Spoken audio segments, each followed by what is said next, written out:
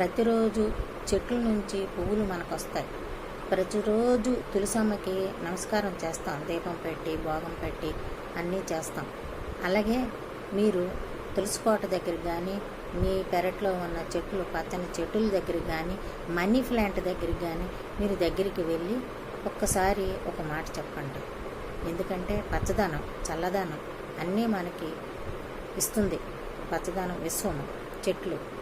అందుకారణం చేత నాకు డబ్బు, సంపద, ఐశ్వర్యము, పువ్వులు, పళ్ళు, కాయలు నాకు వనదేవత నాకు ఇచ్చినందుకు వనదేవతకి ధన్యవాదాలు, కృతజ్ఞతలు చెప్పండి.